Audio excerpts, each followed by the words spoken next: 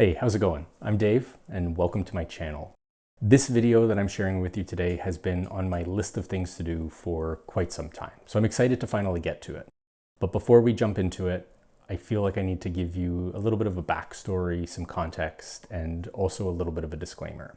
If you are in a hurry, feel free to skip this part and jump ahead and get into the actual meat of the tutorial. Otherwise, I'm going to give you this added context. So for the context, in the past on this channel, I've shared several tutorials about creating mandalas. And just as like little added details in those tutorials, I threw in some examples of what they could look like if they were animated. The tutorials were all based on the creation of them in Photoshop and Illustrator, and I never actually talked about any of the animation, but it's something that a number of people have requested. So here we are.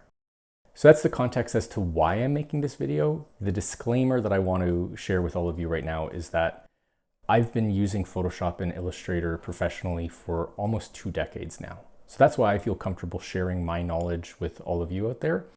After Effects is something that I've picked up on my own. It's not something that I use in my day-to-day job, and it's just like a fun experiment that I've had in the background of my design career. That's what makes it feel a little bit weird sharing that knowledge with you folks, because I'm sure there are going to be professional motion designers and animators out there who watch this and go, come on, what are you doing, Dave? Like, that's not the best way to achieve those results. That being said, if any of you out there use After Effects and I've done something in here that's a little bit off, feel free to leave a comment down below to share with others and to share with me. That way we can all learn on this journey together. So with that being said, let's jump into After Effects and Illustrator and animate one of these mandalas.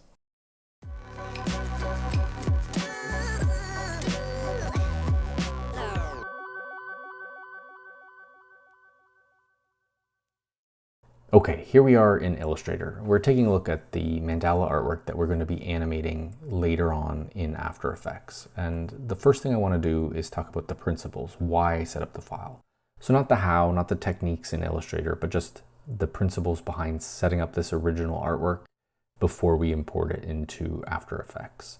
So the first thing that I did when I set this up is I created a square canvas.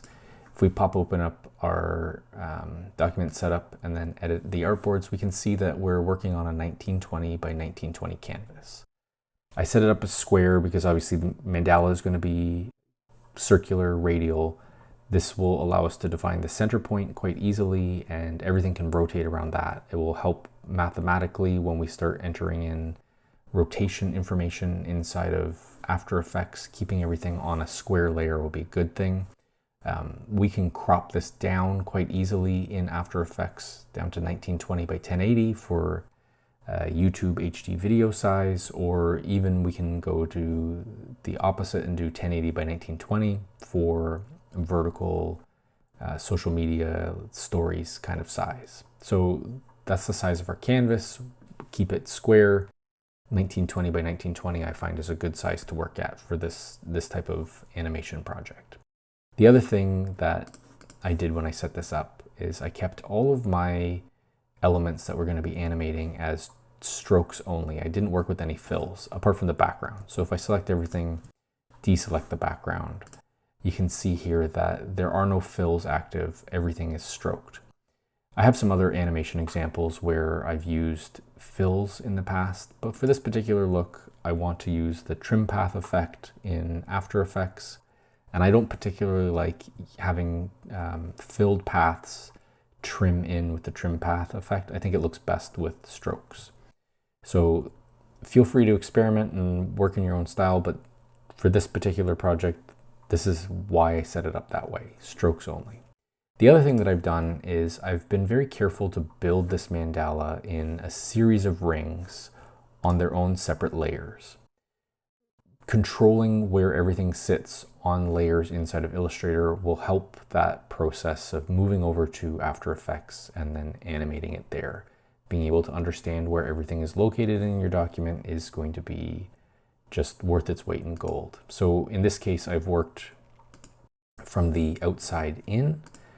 Roughly, there are some layers here that end up overlapping with one another, so it's not, I think once we get to this point, it's not one-to-one as to where everything is located, but roughly speaking, we're going from the outside in. Feel free to reverse it if you want. It doesn't really make a difference. It's just going to help later on down the road in After Effects, knowing where everything is. Along those same lines, naming your layers is going to help. Obviously, naming your background layer is going to make it easy to identify and weed out, because you're not going to be animating the background in After Effects. You're just going to be animating all of these ring layers. And having them all neatly organized like this is the key principle of this project.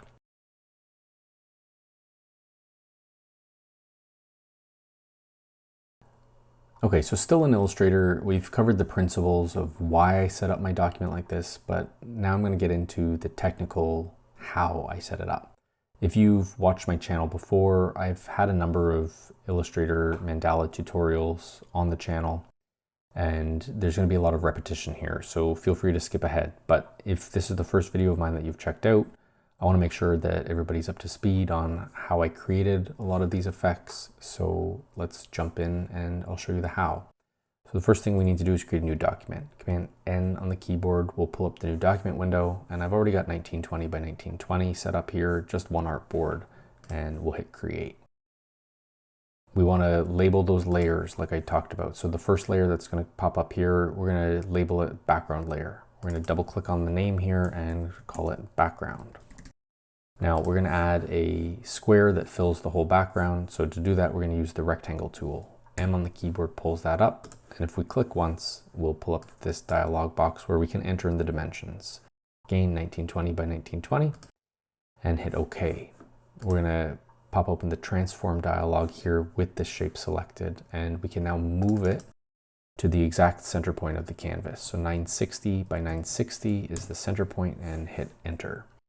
Now I want to create a set of guides that will help me build my mandala and keep everything very neatly organized and everything centered mathematically. So we're going to use this center point of this rectangle that is centered mathematically on the canvas to drag out a set of guides. To do that, we're going to hit Command R on the keyboard to pull up the rulers, and then we're just going to click and drag out a vertical ruler here. And I've got snapping and smart guides on, so it snaps to the center, and then we saw the pink dialog pop up and say that we were aligned to that center. We're going to drag out a horizontal guide here, and now we've got ourselves a set of guidelines that we can toggle with Command colon or semicolon on and off, and those guides are going to help us align all of our mandala elements.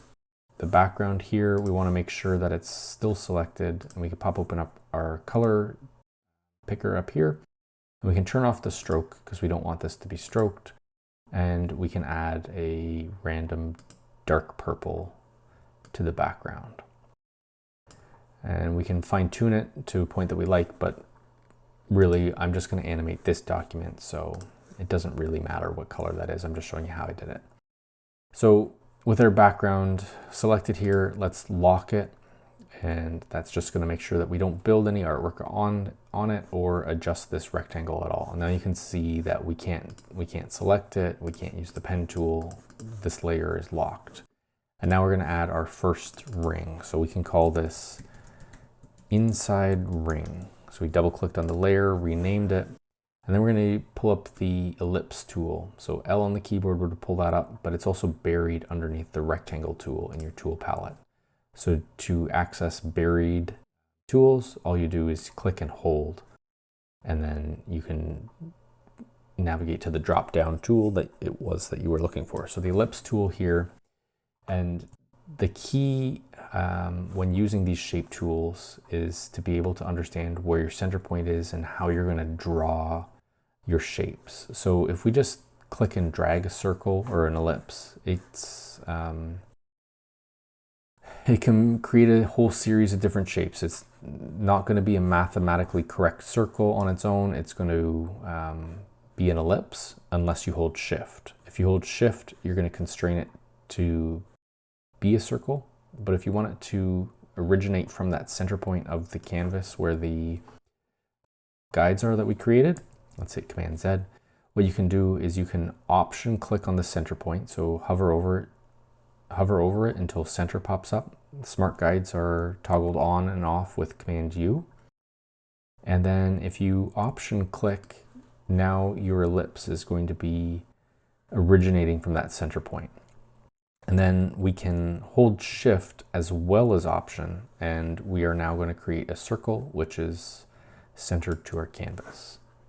Let's pop open our color palette, switch the fill and stroke. So now we've got a stroke active, and we can select a nice teal, I'd say, for this ring. Again, we're not going to create the full mandala. I'm just showing you the principles here. Let's change the stroke to 2 points so it's a little bit thicker. And then you'd want to maintain that stroke thickness on all of your paths throughout this project, just to make sure that everything looks consistent and nice and neat. The other thing that I did on this center ring was to create some petals. So let's find our vertical guide here, hold down option and click, and create an ellipse that's centered on that guide. And then this petal, which we're going to create out of this ellipse, we want to create points at the top and bottom. So we can use the pen tool, P on the keyboard pulls that up. And then if you option click on these points, it's going to convert them back into sharp points. Now this petal, we can adjust the size. So I've switched back to the regular selection tool. And again, holding option will maintain that center point. We can find a good size for this, and you can adjust the ratio of it to a nice overlap. That's going to look something like that. And then this petal, I want to rotate it around the center point here and create a series of copies. So if we hit R on the keyboard, it's going to pull the rotate tool up.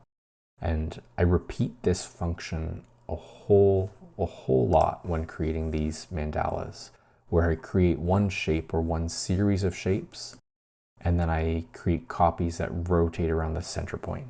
So with this shape selected, hit R on the keyboard to pull up the rotate tool, and then option click on the center point, and it's going to pull up the rotate dialog box. And in here, you can do a number of different things. You can say that you want to copy this at a 45-degree angle, and then if you preview it, you'll see where it would sit.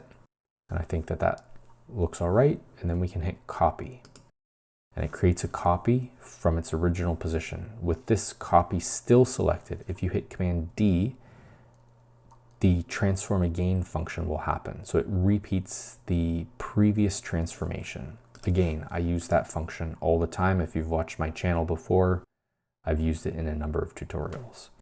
Now let's turn off guides, and I think that's a really cool looking shape and very similar to a lot of the stuff that I built in the example here. Now it's just a matter of repeating a lot of this and creating a lot of nice overlapping and keeping our layers organized. So I think that's a number of the key principles that I used for creating this look. I think I started to mention, let's undo a lot of that, the rotation dialog box. There's another feature. I entered in 45 degrees because I know that it creates a nice subdivision of shapes. But the other thing that you can do when you're in that dialog box is allow Illustrator to do some math for you. So we know that a circle is 360 degrees. So if we enter in 360 and then divide that by the number of copies that you want to create, let's say we want to create 12 copies. If you hit the preview on and off, it's going to show you that 12 copies is actually a 30-degree rotation. So if you hit copy and then Command D, you get all the way back around to the beginning with an evenly distributed number of these petal shapes. There's 12 of them in total, and the math was done for you by Illustrator. So by dividing 360 by the number of copies that you want, you can create that mathematically like that. So once this is, say, our inside layer, you can select everything, adjust the scale of it. I'm holding Option and Shift to constrain it on that center point. And you can also group it. Command G groups this all together just to maintain all of those pieces. And then we can create a new layer and lock this ring and call this one, say, middle ring, and work from there and continue to build outward. until you get to the point where you're happy and you want to start animating it. So I'm going to stop talking about Illustrator and we'll start working in After Effects in the next step.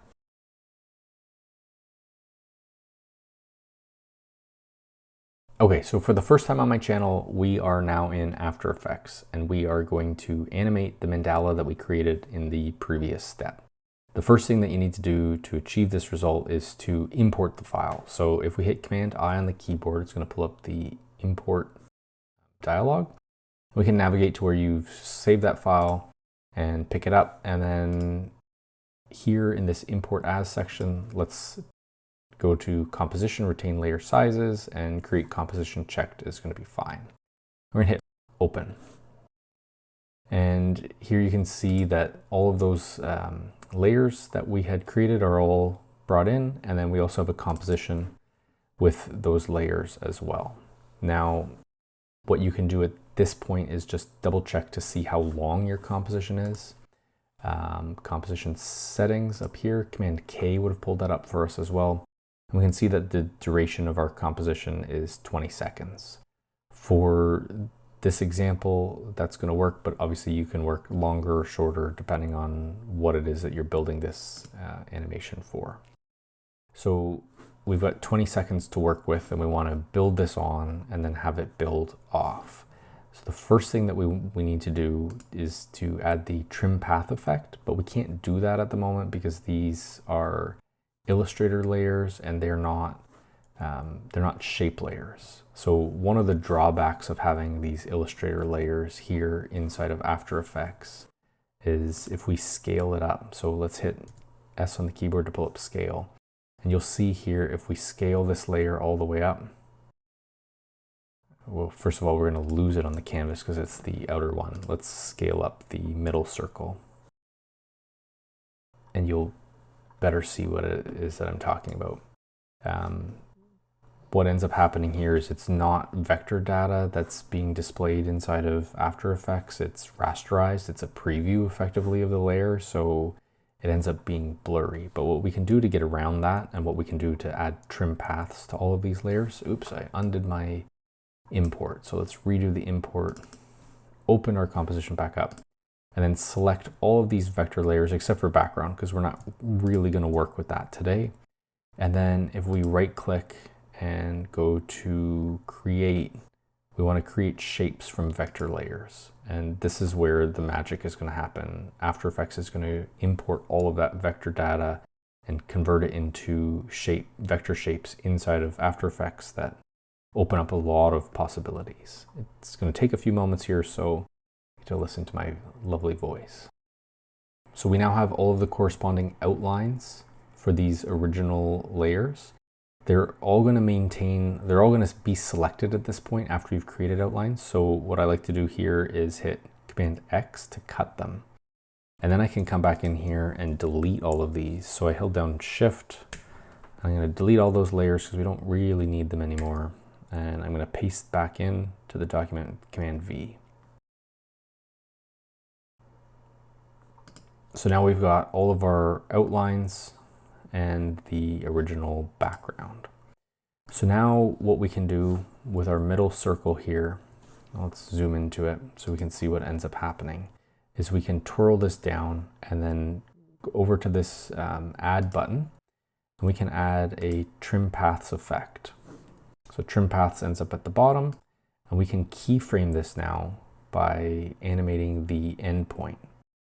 So let's jump over to about 1.5 seconds and select our little stopwatch here on end for 100 at 100, and let's spin back all the way or pull our timeline back all the way over to 0 at the beginning, and then we're going to set this up as being 0%. What's going to happen now if we drag our playhead along, you can see all of these paths are going to start to trim in. And what we can do as well, just to make that animation a little bit smoother, select both of those keyframes and hit F9 on the keyboard to easy ease them. Now, easy ease is one of my favorite features in After Effects, and it just changes the animation. I'm sure people will explain it a lot more eloquently than I do. But instead of it being really harsh and going from 0 to 100 without any speed ramping, this creates a really nice subtle acceleration and then deceleration as the animation begins and then ends.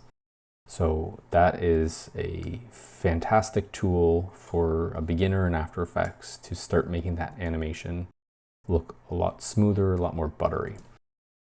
You can also create easy ease keyframes by right-clicking on a keyframe, going to Keyframe Assistant, and then navigating to easy ease up here. But we love key commands, so F9 gets the job done a lot faster.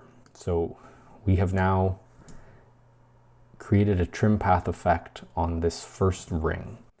One feature that you may be interested in is the trim multiple shapes. This trim path is affecting all of the paths that were inside of this layer from Illustrator originally. And you have the option of trimming them simultaneously where they all trim at the same time. So that's what you saw in that first example. Preview it again, where all those pieces are trimming at the same time. Or we can switch this to individually. And now based on the layer order or the order of paths, it will do one at a time. So depending on the look that you're going for, you may want to switch back and forth between individually and simultaneously. For this particular example, I think simultaneously looks much better.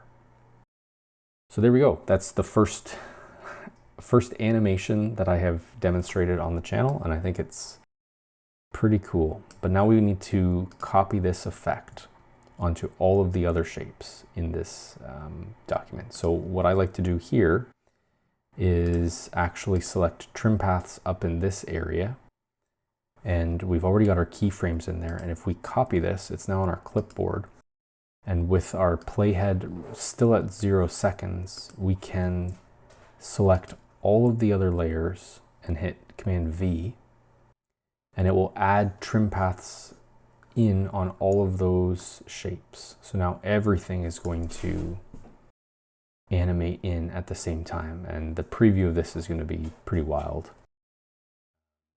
What you can do to improve the performance of your computer or this preview is just lower the resolution of it, because we're going to be creating a lot of changes, and just having a lower resolution preview will give you a better idea of what's happening in real time. So there we go. Trim paths is being executed on all of these rings, and it looks pretty cool. But one of the things that will make it look better, more organic, and hide it is to layer a bunch of other effects on top of it, and also to stagger the timing of it. So what I do to stagger the timing of these is to manually drag out some of those, the timing of the trim paths. So with all of these layers selected, if you hit U on your keyboard, it's going to pull up all of the active keyframes. So at this moment in time, all we've animated is the end portion of the trim paths effect. So what you can do is select the keyframes here on the, what's this? This is the wave ring. This is the second layer. And we can just pop that out and create a staggered effect. So I think every 4 layers, I'll look to create this offset timing effect by just manually dragging out all of these keyframes. Now you can also select multiple keyframes if we figure out how many layers down we want to go. So you can pick up multiple keyframes at the same time like this. I'm holding Shift and clicking on each of these keyframes. So every 4th layer, and then pop that out. I'll repeat that every 4th layer. So again, this is how I've achieved these results. I'm sure there's a more eloquent way of doing this, or elegant way of doing this. Eloquent way of saying it, elegant way of doing it. but this is how I achieve this result, making it look a little bit more smooth. Instead of everything happening all at the same time, there's a bit of a stagger. Let's leave those first ones in there. I don't think we're doubled up on anything, and now we can preview that. And now there's a bit of a delay that happens because some of the layers are coming in at different times. All right, so that's the first step. We can select all of these layers again, and if we hit U, it will collapse all of those active keyframes. And now what we can do is start to add rotation and scale effects on this, and the animation will really look a lot more professional, even though it's just 3 simple effects that a random YouTuber is showing you, but the end result ends up looking really cool. So this middle circle here, if we hit R on the keyboard, it will pull up the rotation property in the transform, and we can keyframe this at the beginning at 0. We can jump all the way to maybe 15 seconds and then enter in 1. So 1 full rotation. So in 15 seconds, this ring will rotate 1 full time. And then we can jump to towards the end of the document, and we can add in another keyframe here that takes us all the way back to 0. So that will reverse. So we'll get all the way to 1 and then reverse all the way back much faster. I don't know if that keyframe was added in. Sure was. Okay. And we can pick these all up again and then hit F9 to easy ease them. And what's going to happen here is this is animating in and then starting to rotate, and it's going to rotate all the way around until it gets to 1 full rotation, and then it's going to ease and start to spin back. You can add a pause in if you'd like. You could add another keyframe in here and change this to 0 and keep this at 1, and that effectively creates a hold where we've spun all the way to 1 and you get to the end, and then it holds and then spins back. Or we can just have it animate, if we delete this, all the way back without a hold. So it gets all the way up to 1 rotation and returns all the way back in 1 sort of fluid movement. The other thing that we can do is add a scale effect onto here. So we can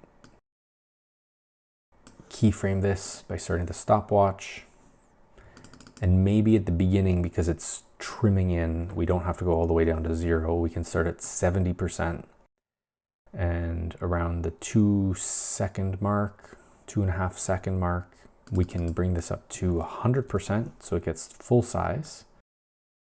And then I think we were here around the 15-second mark where we started to reverse back.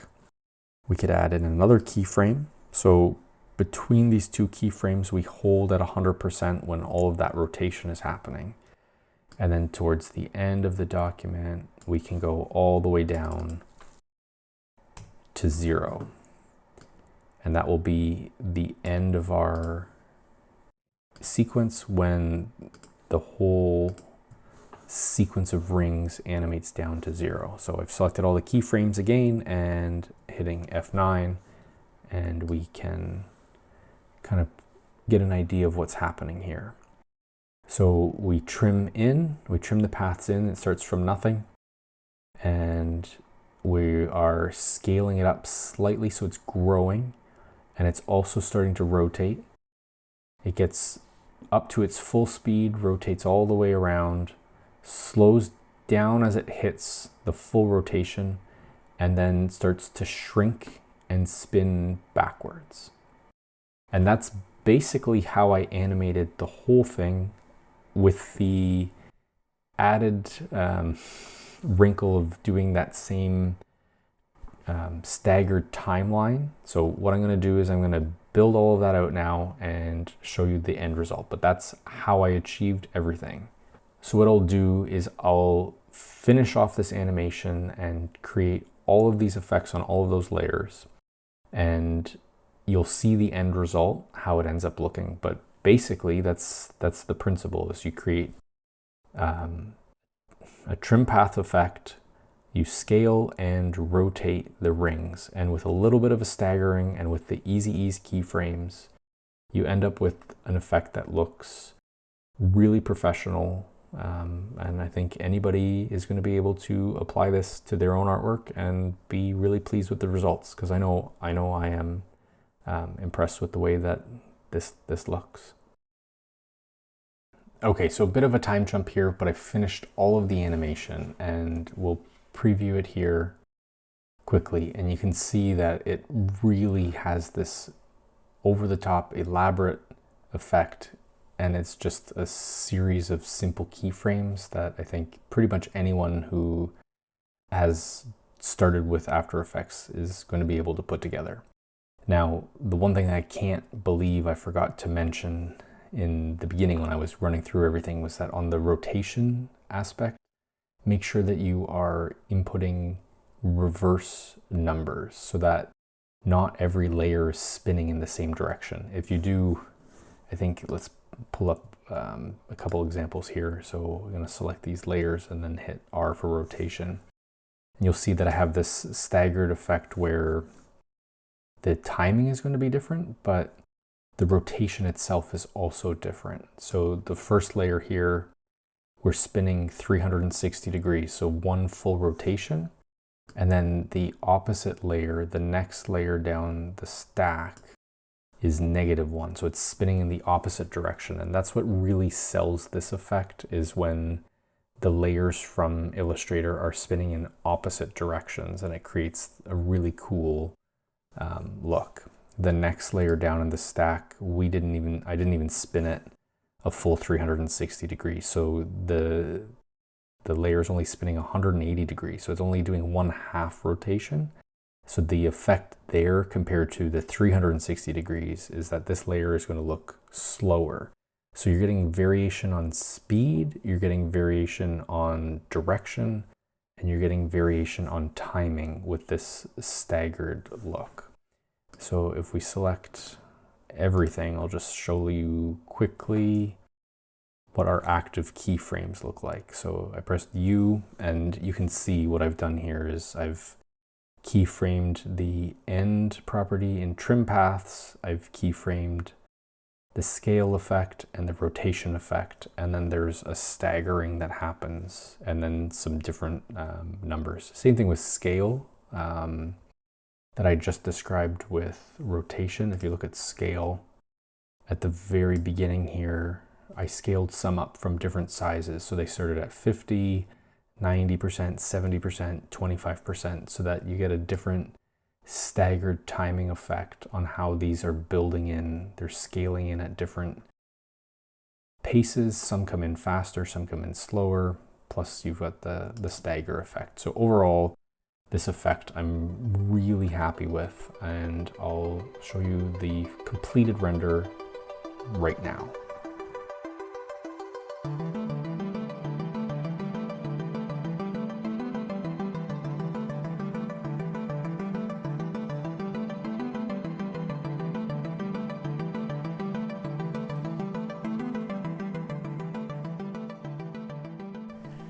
All right, thanks for making it to this point in the video. If you've made it this far, I'm hoping that you've enjoyed what I put together and found it useful. If that's the case, I would love it if you would subscribe to the channel, leave a comment down below, and hit that like button. The support really does mean a lot. Looking forward to creating more content this year for my channel, and hope to see you in one of those next videos. Thanks a lot for checking this one out, and we'll see you later.